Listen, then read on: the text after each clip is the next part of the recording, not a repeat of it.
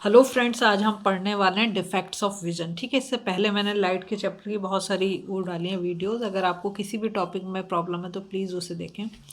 देखो, हमारे जो आँखों में डिफेक्ट होते हैं तीन तरीके के होते हैं। एक तो मायोपिया होता है, एक हाइपरमेट्रोपिया होता है और एक हमारा कैटरैक्ट होता है। ठीक है, तो सबसे पहले जो हम बात करेंगे मायोपिया के बारे में बात करेंगे। तो you might have come across people who complain of not being able to see properly। कुछ लोग होते कहते हैं हमें ठीक से दिख नहीं रहा है। This is due to the defect of vision, क्योंकि उनकी आंखों में कुछ ना कुछ डिफेक्ट आ गया है। There are three common defect of vision। तीन तरीके के हमारे डिफेक्ट होते हैं। एक तो मायोपिया है, हाइपरमेट्रोपिया है और कैटरैक्ट है। ठीक है, कैटरैक्ट जो होता है वो ओल्ड एज में ही जाके होता है। हाइपरमेट्रोपिया ज़्यादातर बोल रही हूँ 40 की एज के बाद होता है। मायोपिया जो है बचपन से भी हो सकता है। मायोपिया क्या है? Myopia is a condition in which a person can see near by object. पास की चीज़ें तो बड़े आराम से दिख जाएंगी clearly, but has difficulty seeing distant object. लेकिन दूर की चीज़ देखने में प्रॉब्लम होती है उन बच्चों को। जैसे क्लास में बैठे तो उन्हें बोर्ड अच्छे से नहीं दिखाई देता कि बोर्ड पे क्या लिखा हुआ है, तो दूर की चीज़ें नहीं देख पाते, पास की चीज़ें आराम से देख लेते हैं, जिनको मायोपिया होता है। ठीक है, in a myopic eye the light coming from a distant object converge in front of the retina. Retina के सामने कन्वर्ज हो जाएगी and hence the image of the object is not form on the retina. तो retina पे image ही नहीं बन रही। Therefore the person can not see a clear image of a distant object. इसलिए उसको ठीक से दूर की चीज दिखाई ही नहीं देती। Myopia is also known as near sightedness. दिख नहीं रहा अच्छे से दूर का ऑब्जेक्ट, ठीक है, लेकिन बोलते क्या ऐसे? Near sightedness.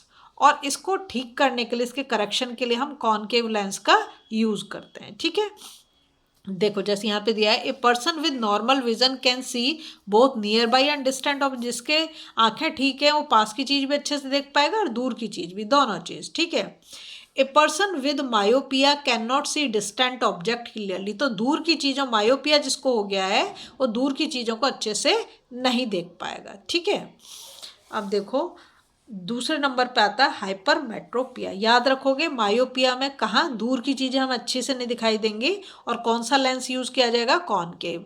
और ये बचपन से भी हो सकता है, ज़्यादातर बच्चों में ही होता है। ठीक है, अब आया hypermetropia. Is a condition in which a person can see distant object clearly but can not see near by object distinctly. ये जो होगा मतलब लगभग जब आप 40 ईयर्स के हो जाते हो उसके बाद ये ज़्यादातर होता है।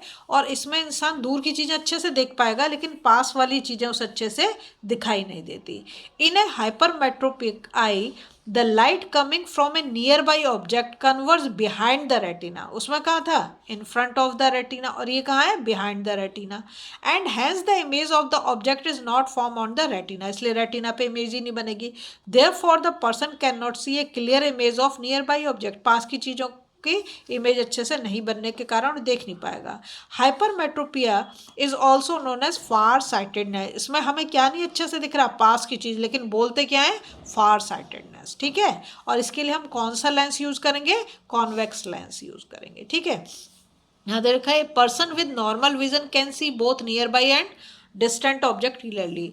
तो पास में जो है वो तो दोनों ही अच्छा दिखाई देगा, दूर का भी और पास, मतलब जिसकी आंखें ठीक हैं उसको। ठीक है, a person with hypermetropia can not see near by object clearly. लेकिन उसे पास की, देखो ये कैसे ब्लर दिख रहा है ना, तो उसमें पास की चीज़ अच्छे से दिखाई नहीं देगी। जैसे उनके हाथ में कार्ड है, लिखो देखो ब्लर दिखाई दे रहा है ना। हम जाएंगे थर्ड वाला जो है कैटरैक्ट। ठीक है, is a condition in which the eye lens of a person becomes cloudy और मिल्की। कैसा हो जाता है ये दिखाई, देखो दोनों आंखों में, देखो ये वाली आंख ठीक है और ये कैसा हो रहा है? क्लाउडी हो रहा है, या फॉगी बोल सकते हो या मिल्की बोल सकते हो, है ना।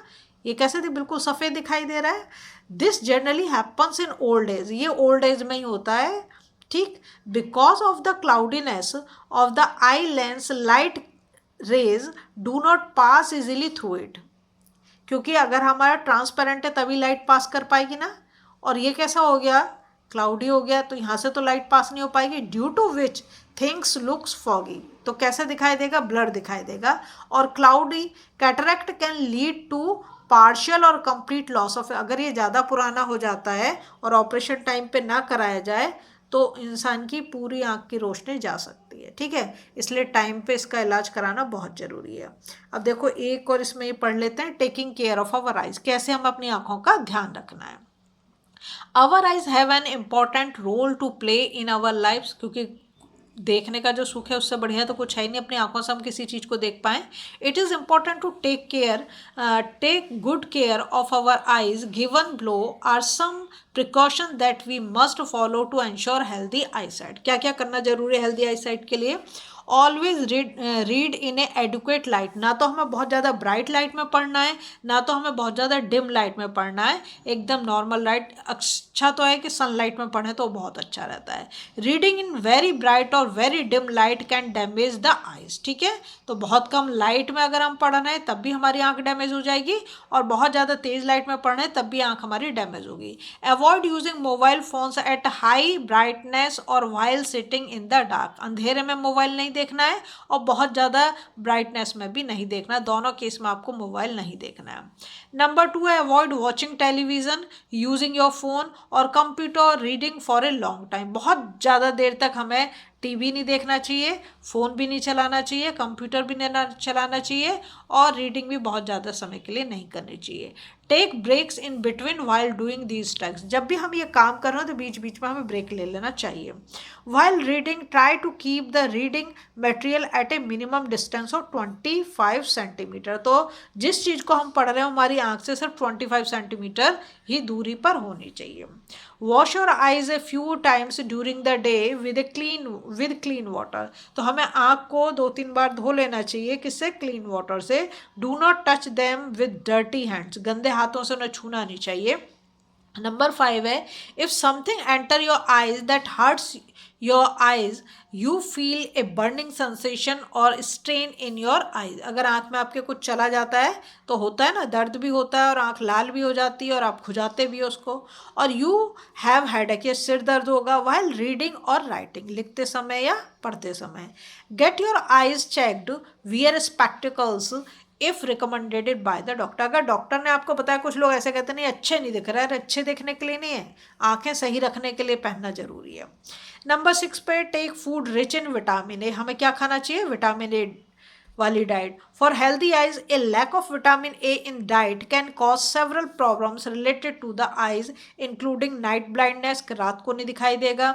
ए few food items that are rich source of vitamin A are spinach, मतलब जो पालक होता है, कैरेट गाजर हो गई, एग अंडे, मिल्क दूध, पपाया तुम्हारा पपीता एंड मैंगोज, ठीक है। अगर हम ये सब चीज़ें लें अपनी डाइट में तो विटामिन ए की कमी नहीं होगी, और विटामिन ए की कमी नहीं होगी तो नाइट ब्लाइंडनेस भी नहीं होगी। अगर आपको वीडियो पसंद आ रही है ना, प्लीज़ लाइक शेयर सब्सक्राइब कर दें, फॉलो जरूर कर दें।